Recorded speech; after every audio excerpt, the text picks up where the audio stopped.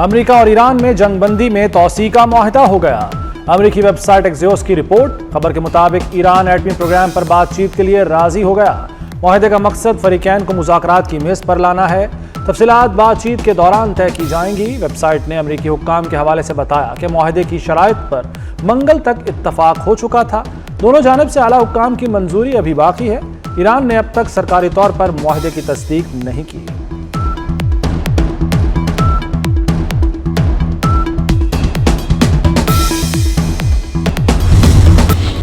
ایک طرف مذاکرات، دوسری جانب بمباری۔ امریکہ کا 3 دن میں ایران پر دوسرا حملہ، بندر عباس پر فوجی تنصیبات کو نشانہ بنایا۔ امریکی حکام کے مطابق ایران نے امریکی تجارتی جہاز پر 4 ڈرون فائر کیے، 4 کو مار گرایا۔ حملوں کا مقصد امریکی افواج اور آبنائے ہرمز میں تجارتی جہازوں کو لاحق خطرہ ختم کرنا تھا۔ امریکی حملوں کے بعد ایران کا سخت جوابی وار، خطے میں امریکی ایئر بیس کو نشانہ بنایا۔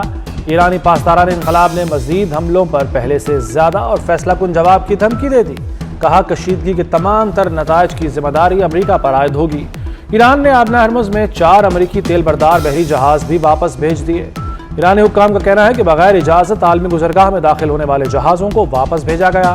کویتی افواج کے مطابق دفاعی نظام نے میزائل اور ڈرون حملوں کا جواب دیا۔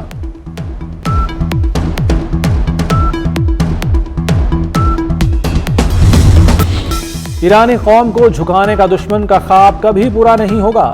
ایرانی سپریم لیڈر مجتبیٰ خامنائی کا پارلیمنٹ کے نئے سیشن کے آغاز پر پیغام۔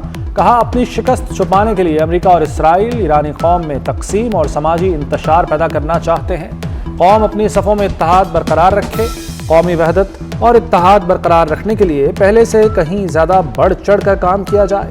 باقر غالباف کی کوششوں کو سراہتا ہوں۔ مجتبیٰ خامنائی نے عید الاضحیٰ پر ایرانی عوام کو مبارکباد پیش کی۔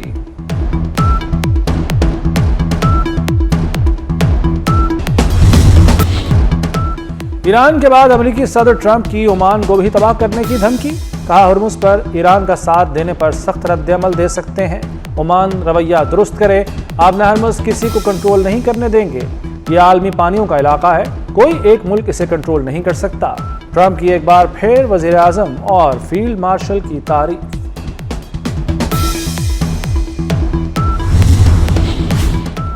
ایران نے بندر عباس حملہ جنگ بندی کی خلاف ورزی قرار دے دیا۔ ایران کی سالمیت، خود مختاری کے خلاف اقدامات عالمی قوانین کی خلاف ورزی ہیں۔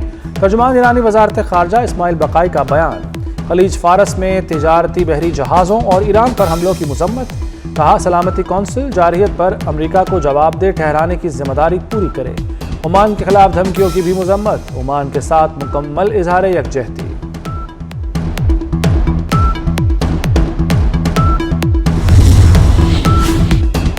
ٹرمپ کے دباؤ میں آ کر ایران اپنی ریڈ لائن سے پیچھے نہیں ہٹے گا۔ ایرانی پارلیمنٹ کی نیشنل سیکیورٹی کمیٹی کے سربراہ ابراہیم عزیزی کا رد عمل۔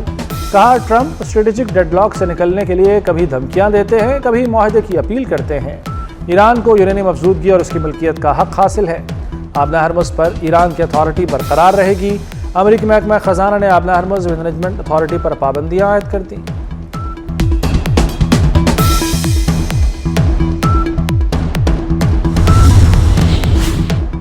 ڈیموکریٹک سینیٹر کرس مرفی امریکی صدر ٹرمپ پر برس پڑے۔ کہا ٹرمپ ایک کے بعد ایک غلطی کر رہے ہیں۔ عمان کو تباہ کرنے کی مبینہ دھمکی اس بات کا ثبوت ہے کہ صورتحال بے قابو ہو چکی۔ امریکی انتظامیہ مسلسل گھبراہٹ کا شکار اور غلط فیصلے کر رہی ہے۔ جنگ زدہ علاقوں میں قیدیوں کو جنسی تشدد کا نشانہ بنانے کا الزام۔ اقوام متحدہ نے مسلسل تیسرے سال اسرائیل کو بلیک لسٹ میں شامل کر دیا۔ عرب میڈیا کے مطابق فہرست میں جیل اتھارٹی کے ساتھ دیگر اسرائیلی حکام کو بھی شامل کیا گیا ہے۔ نائب وزیر اعظم اسحاق ڈار سے نیو یارک میں چینی وزیر خارجہ وانگ یی کی ملاقات۔ خطے کی حالیہ صورتحال اور ایران امریکہ مذاکرات پر تبادلہ خیال۔ چینی وزیر خارجہ نے قیام امن کے لیے پاکستان کی کوششوں کو سراہا۔ انہوں نے پاکستان کے تعمیری کردار کے لیے چین کی مکمل حمایت کا اعادہ کیا۔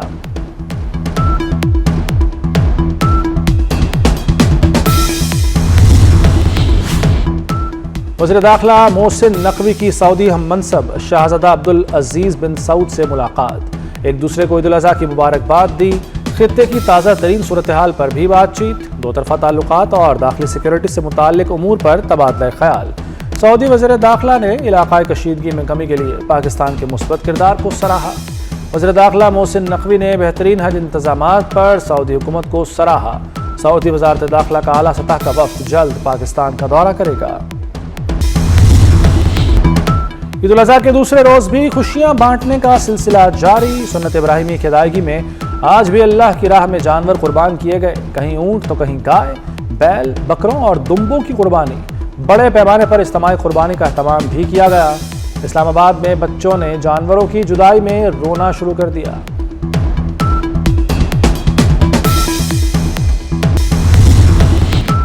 کراچی اور لاہور میں شہری رانے روسٹ کروانے پکوان سینٹرز پہنچ گئے۔ ملتان میں مشہور روسٹ پوائنٹ پر شہریوں کا رش لگ گیا، کہا شام کی دعوت میں دوستوں کو روسٹ کھلائیں گے۔ گجرانوالہ میں ورلڈ چیمپئن انعام پہلوان نے خود کچن سنبھالا اور چٹپٹے پکوان تیار کیے۔ یوم تکبیر، پاکستان کا دفاع ناقابل تسخیر۔ پاکستان کو ایٹمی قوت بنے 28 برس ہو گئے۔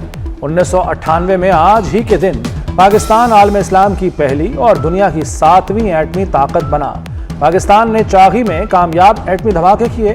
ملک بھر میں آج یوم تکبیر ملی جوش و جذبے سے منایا جا رہا ہے۔ نیوکلیئر صلاحیت حاصل کرنے میں کردار ادا کرنے والوں کو قوم کا سلام۔ 28 مئی پاکستان کی تاریخ کا عظیم دن ہے۔ یہ پاکستان کے ناقابل تسخیر دفاع، قومی خود مختاری اور اتحاد کی علامت ہے۔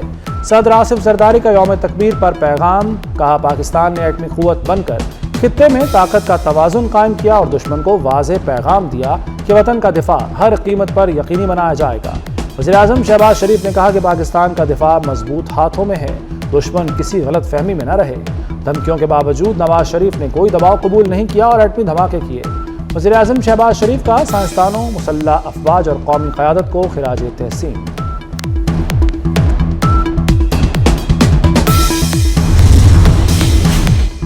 وزیر اعلیٰ پنجاب مریم نواز اور وزیر اعلیٰ بلوچستان سرفراز بگٹی کی یوم تکبیر پر قوم کو مبارکباد۔ وزیر اعلیٰ پنجاب مریم نواز نے کہا کہ یوم تکبیر پاکستانی قوم ہی نہیں، عالم اسلام کے لیے فخر کا دن ہے۔ پاکستان کو دنیا اسلام کی پہلی ایٹمی طاقت بنانے والے سابق وزیر اعظم نواز شریف کو سلام۔ وزیر اعلیٰ بلوچستان سرفراز بگٹی نے کہا کہ پاکستان کو جب بھی ضرورت پڑی، بلوچستان نے ہمیشہ اپنا سینہ دفاع کے لیے پیش کیا۔ دہشت گردوں کو شہداء کے خون کی قیمت ہر صورت چکانا پڑے گی۔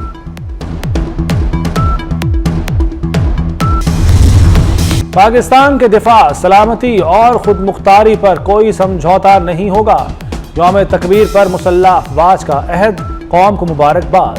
فیلڈ مارشل امیر البحر اور ایئر چیف کی پاکستانی قوم کو مبارکباد۔ ISPR کے مطابق پاکستان کی جوہری صلاحیت ایک مقدس قومی امانت ہے۔ یوم تکبیر قومی اتحاد، استقامت اور مادر وطن کے دفاع کے لیے غیر متزلزل عزم کی علامت ہے۔ یوم تکبیر پر شیخوپورہ میں کیک کاٹنے کی تقریب، وفاقی وزیر رانا تنویر حسین اور چودھری ارشد ورک نے نون لیگی کارکنوں کے ہمراہ کیک کاٹا۔ اس موقع پر رانا تنویر کا کہنا تھا کہ نواز شریف نے عالمی دباؤ کے باوجود ایٹمی دھماکے کیے۔ بھارت دوبارہ پاکستان کے خلاف جنگ کی جرت نہیں کر سکتا۔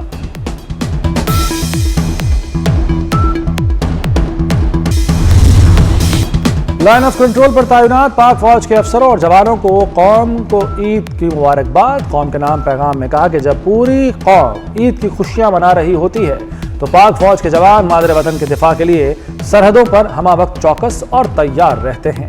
قوم کی ہر خوشی، ہر مسکراہٹ اور وطن کے امن و سلامتی کے لیے ہر قربانی دینے کو تیار ہیں۔ پاک فوج کے افسروں اور جوانوں نے کہا کہ دشمن کی ہر سازش کا بھرپور اور منہ توڑ جواب دیا جائے گا۔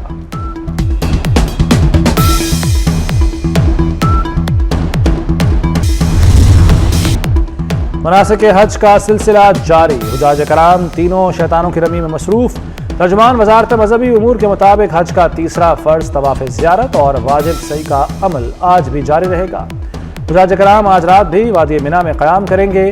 پاکستان واپسی کے لیے حج پروازیں 31 مئی سے شروع ہوں گی۔ حجاج کرام وطن واپسی سے قبل واجب طواف الوداع بھی کریں گے۔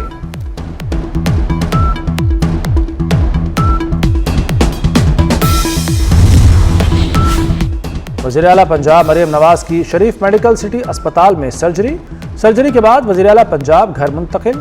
سینئر وزیر پنجاب مریم اورنگزیب کی ٹویٹ، کہا وزیر اعلیٰ نے اسپتال سے صوبے میں سیکیورٹی، صفائی سمیت دیگر امور کی براہ راست نگرانی کی۔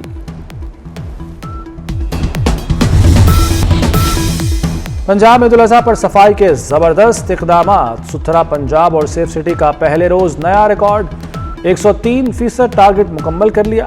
پہلے روز 1,20,000 ٹن سے زائد ویسٹ کلیکشن ریکارڈ کی گئی۔ پہلی بار گلی محلوں کی صفائی کی چیکنگ کرنے کے لیے ڈرون ٹیکنالوجی کا استعمال۔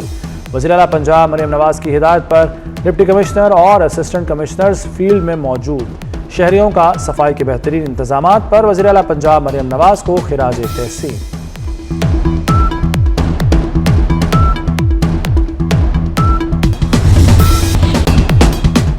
ملک کے بیشتر علاقوں میں موسم گرم اور خشک۔ پنجاب، سندھ، مشرقی اور جنوبی بلوچستان اور خیبر پختونخوا کے میدانی علاقے شدید گرمی کی لپیٹ میں۔ دادو میں پارہ 51 کو چھو گیا، جیکب آباد میں 49، میرپور ماتھیلو میں 47 اور ڈہرکی میں 45 ریکارڈ۔ سندھ اور پنجاب میں درجہ حرارت میں 4 سے 6 ڈگری تک اضافہ متوقع۔ خیبر پختونخوا، آزاد کشمیر، گلگت بلتستان، شمال مشرقی پنجاب اور خطہ پوٹوہار میں بارش کا امکان۔ کینیا کے بورڈنگ سکول میں خوفناک آتش زدگی، آگ لگنے سے 16 طالبات ہلاک۔ ریڈ کراس اور پولیس حکام کا کہنا ہے کہ سکول میں آگ اس وقت لگی جب طالبات سو رہی تھیں۔ آگ لگنے کی وجوہات کا تعین نہیں ہو سکا۔ مقامی میڈیا کے مطابق حالیہ برسوں میں کینیا کے کئی بورڈنگ سکولوں میں آگ لگنے کے واقعات پیش آ چکے۔